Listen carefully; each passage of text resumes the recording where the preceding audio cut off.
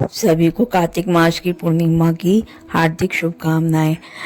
कार्तिक मास का पूर्णिमा बहुत पवित्र दिन है। इस दिन सुबह गंगा जल या किसी जलाशय में जाकर स्नान करना और पूजा पाठ करने का बड़ा महत्व है। सारे पाप पुण्य का फल प्राप्त मिलता है। इस दिन किया हुआ स्नान आपको 100 यज्ञों का पूजन का समान फल प्राप्त होता है। आज हम इस वीडियो के माध्यम से 4 चिड़ियों की कहानी कह रहे हैं जो कार्तिक पूर्णिमा के दिन कही जाती है। एक पेड़ पे 4 चिड़िया रहती थी। उन्हें बहुत अच्छा दोस्ताना था। तो पेड़ के नीचे 2 औरतें बात कर रही होती है और कार्तिक के महात्म की, कार्तिक पूर्णिमा के महात्म में गंगा स्नान करने की वो बात कहती हैं। तो उनकी बात सुन के उनके मन में भी, चारों चिड़ियों के मन में कार्तिक स्नान करने की बात आई। तो उन्होंने पूरे महीने कार्तिक स्नान किया और जब कार्तिक पूर्णिमा का दिन आया तो उन्होंने व्रत खोलने के लिए एक खिचड़ी बनाने सोची। तो एक चिड़िया चावल लाई, एक चिड़िया दाल लाई, एक चिड़िया घी लाई, एक चिड़िया पानी लाई और चारों ने मिलकर खिचड़ी बनाई। अब उन्होंने कहा कि खिचड़ी बन गई है, अब जाके एक बार स्नान कर ले, स्नान करके फिर हम अपना व्रत खोलेंगे। अब वो व्रत खोलने पहली चिड़िया आई, उसको बड़ी लग रही थी, बड़ी तेज भूख। तो उसने सोचा और चिड़िया नहीं आई तो मैं इसकी भाप ही खा लेती हूँ खिचड़ी की। तो वो भाप खा लेती है, उसका पेट तृप्त हो जाता है और जाके सो जाती है।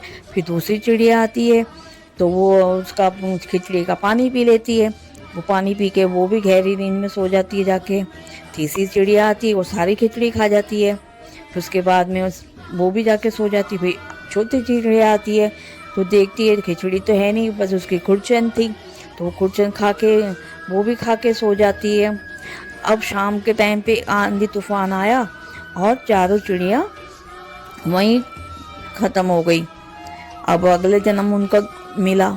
अगले जन्म में पहली जिसने भाप खाई थी उस चिड़िया को राजकुमारी का रूप मिला और जिस चिड़िया ने सिर्फ पानी पिया था उसे कुम्हार की बेटी का रूप मिला और जो तीसरी खिचड़ी खाई थी जिसने, उसे ब्राह्मण की बेटी का रूप मिला और जिस चिड़िया ने आखिरी में जो खिचड़ी की कुर्छन खाई थी उसे हथनी का रूप मिला। अब जब अगला जन्म में राजकुमारी को तो अपने पुराने जन्म की सारी कहानी याद थी, कौन मेरी सहेलियां थी उन्हें पता था।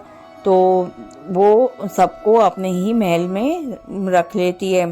तो जो ब्राह्मणी की बेटी थी वो तो राजकुमारी की सहेली बन जाती है और जो कुम्हार की बेटी थी वो उसकी दासी बन जाती है और हथनी उनके महल में रहती है।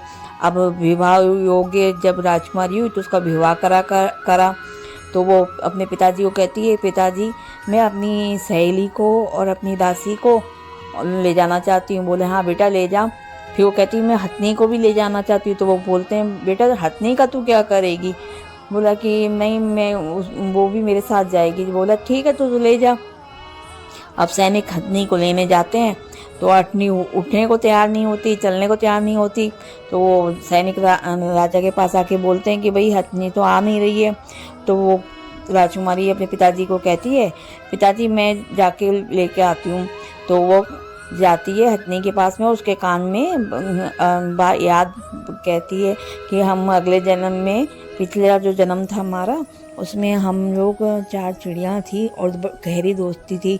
हम कार्तिक नहाए थे तो मेरे को राजकुमारी का मिला रूप और तूने आखिरी में कुर्बान खाई थी तो तेरे को हथनी का रूप मिला। इसलिए हम चारों पक्की सहेलियाँ इसी मेरे घर पे ही हैं, तो आप मेरे साथ ही चलोगी। अब वो राजी हो गई, खड़ी हो गई। तो ये देखकर राजकुमारी का जो पति था राजकुमार, वो देखकर दंग रह गया। बोले ऐसा तुमने क्या कहा? तो वो सारे विस्तार पूर्वक उसे सारी कहानी वो बताती है राजकुमार को कि हम पिछले जन्म में 4 चिड़ियाँ थी, हमने चारों ने एक साथ मिलकर कार्तिक नहाई थी। कार्तिक नहा के हमने फिर व्रत खोलने के लिए हमने खिचड़ी बनाई। तो मैंने तो भाप खाई, दूसरी चिड़िया ने उसका पानी पिया, वो कुम्हार के यहाँ पैदा हुई।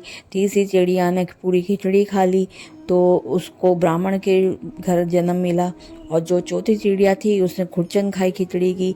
तो उसको हथनी का रूप मिला। तो हम चारों पक्की सहेली है। तो राजकुमार बड़ा दंग हो गया, क्या सिर्फ एक कार्तिक स्नान करने से चिड़ियों को भी इंसान का रूप मिल सकता है? तो कहता है कि ठीक है, तो इस साल हम भी जोड़े के साथ में कार्तिक स्नान करेंगे और पाप जो भी होगा, हमारे से गलती हुई होगी, वो हमारे उससे मुक्त रहेंगे और खूब दान पुण्य कमाएंगे।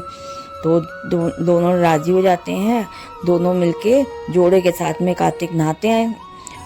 कार्तिक स्नान के बाद दोनों मिलके जरूरतमंदों को दान देते हैं, दीप दान करते हैं, भगवान की पूजा पाठ वगैरह सब कुछ करते हैं, भगवान की कृपा प्राप्त करते। हे कार्तिक महाराज, हे कार्तिक देवता, हे विष्णु जी महाराज, 33 करोड़ देवी देवता, जैसे तुमने चिड़ा चिड़ी को उस रूप से मुक्त करके इंसानों का रूप दिया, ऐसे सबका भला करे, सबका कल्याण हो, कहते को सुनते को ओंकार को देते सबका ही भला हो।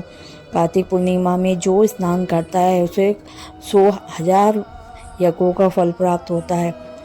हे कार्तिक पूर्णिमा की जय। अगर आपको एक कथा पसंद आए तो लाइक, सब्सक्राइब और बेल आइकन को क्लिक करना ना भूलें। धन्यवाद।